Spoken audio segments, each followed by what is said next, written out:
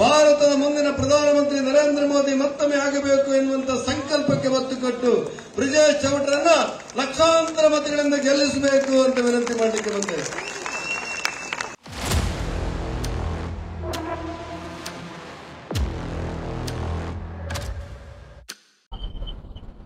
ದಕ್ಷಿಣ ಕನ್ನಡ ಲೋಕಸಭಾ ಚುನಾವಣೆಗೆ ಬಿಜೆಪಿ ಅಭ್ಯರ್ಥಿಯಾಗಿ ನಿಮ್ಮ ಕ್ಯಾಪ್ಟನ್ ಬ್ರಿಜೇಶ್ ಚೌಟ ನಿರೂಪಿಸಿದರು.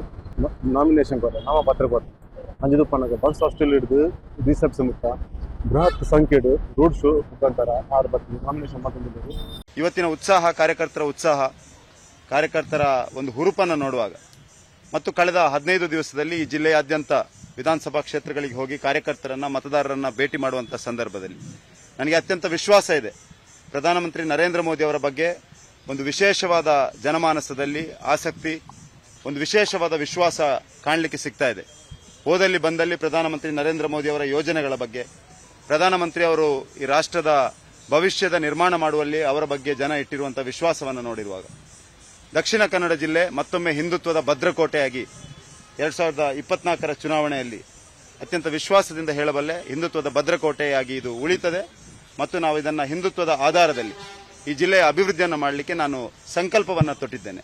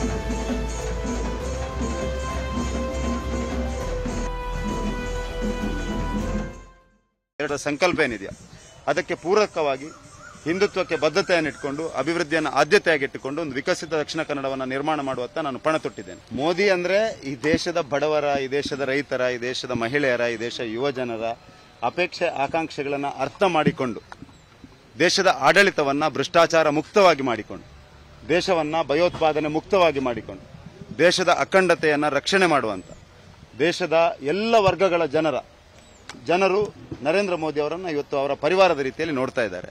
ಅಂತ ನರೇಂದ್ರ ಮೋದಿಯನ್ನ ಬಿಟ್ಟು ಬೇರೆ ಯಾವುದನ್ನು ಹೇಳಬೇಕು? ನರೇಂದ್ರ ಮೋದಿಯೇ ಇವತ್ತು ಆಡಳಿತಕ್ಕೆ ಒಂದು ಹೆಸರಿದ್ರೆ ನರೇಂದ್ರ ಮೋದಿ, ಬಡವರಿಗೆ ಒಂದು ವಿಶ್ವಾಸದ ವ್ಯಕ್ತಿ ಇದ್ರೆ ಅದು ನರೇಂದ್ರ ಮೋದಿ, ಯುವಕರು ಒಂದು ಅಪೇಕ್ಷೆ ಆಕಾಂಕ್ಷೆಗಳಿಂದ ನೋಡುವಂತ ವ್ಯಕ್ತಿ ಇದ್ರೆ ಅದು ನರೇಂದ್ರ ಮೋದಿ. ಈ ದೇಶದ ಎಲ್ಲ ಜನರಿಗೆ ಒಂದು ದೊಡ್ಡ ಗ್ಯಾರಂಟಿ ಅಂತ ಇದ್ರೆ ನರೇಂದ್ರ ಮೋದಿ. ಅಂತ ಗ್ಯಾರಂಟಿ ಇಟ್ಕೊಂಡು ನಾವು ಚುನಾವಣೆಗೆ ಹೋಗ್ತಾ ಇದ್ದೇವೆ. ಸಂಕಲ್ಪ ಏನಿದೆಯಾ ಅದಕ್ಕೆ ಪೂರಕವಾಗಿ ಹಿಂದುತ್ವಕ್ಕೆ ಬದ್ಧತೆಯನ್ನಿಟ್ಟುಕೊಂಡು ಅಭಿವೃದ್ಧಿಯನ್ನು ಆದ್ಯತೆಯಾಗಿಟ್ಟುಕೊಂಡು ಒಂದು ವಿಕಸಿತ ದಕ್ಷಿಣ ಕನ್ನಡವನ್ನು ನಿರ್ಮಾಣ ಮಾಡುವತ್ತ ನಾನು ಪಣ ತೊಟ್ಟಿದ್ದೇನೆ. ಕೈ ಹಿಡ್ಕೊಂಡು ಸಂಸತ್ತಿಗೆ ಪ್ರವೇಶ ಮಾಡಲಿಕ್ಕೆ ನಮ್ಮಿಬ್ಬರಿಗೂ ಆಶೀರ್ವಾದ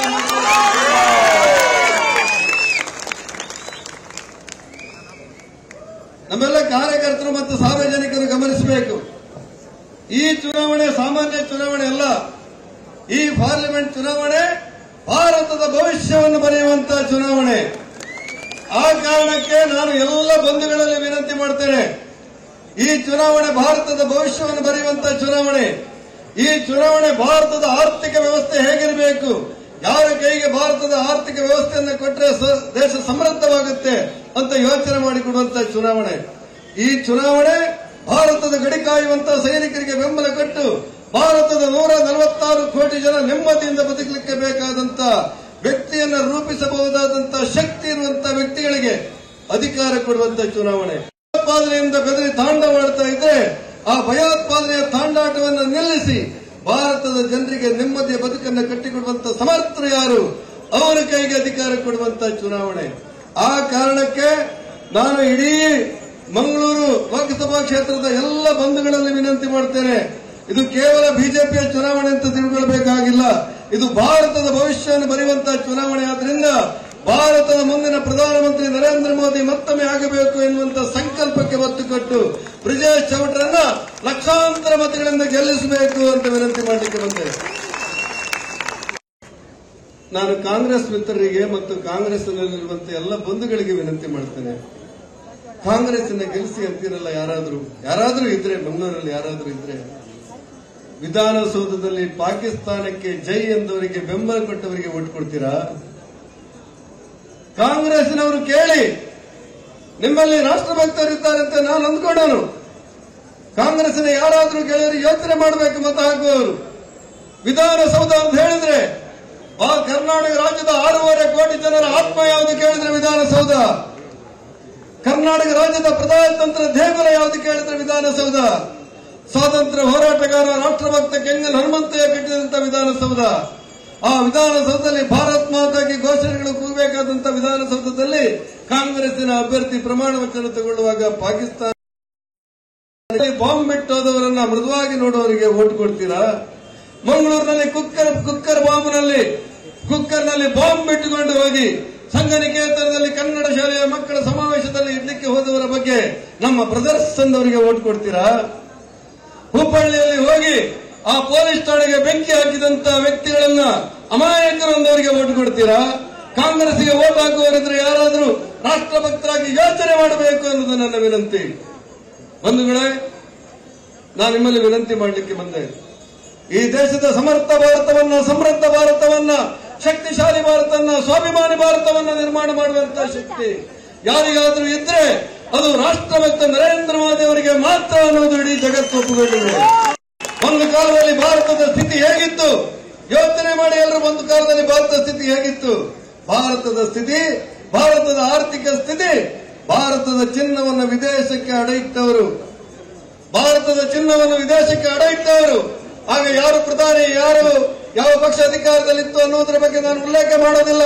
ನನ್ನ ಭಾರತ ಒಂದು ಕಾಲದಲ್ಲಿ ಭಾರತದ ಚಿನ್ನವನ್ನು ಆರ್ಥಿಕ ಸ್ಥಿತಿಗೋಸ್ಕರ ಅಡ ಇಟ್ಟಂತ ನನ್ನ ಭಾರತ ನರೇಂದ್ರ ಮೋದಿ ಅವರ ಕಾಲಘಟ್ಟದಲ್ಲಿ ಯಾವ ರೀತಿ ಬೆಳೆದಿದೆ ಅಂತ ಹೇಳಿದ್ರೆ, ಒಂದು ಕಾಲದಲ್ಲಿ ಭಾರತದ ಚಿನ್ನ ಅಡ ಇಟ್ಟಂತ ಭಾರತ ನರೇಂದ್ರ ಮೋದಿ ಅವರ ಮೂಲಕ ಜಗತ್ತಿನ 70 ರಾಷ್ಟ್ರಗಳಿಗೆ ಸಾಲ ಕೊಟ್ಟಿತ್ತು. ಇವತ್ತು ನನ್ನ ಭಾರತ.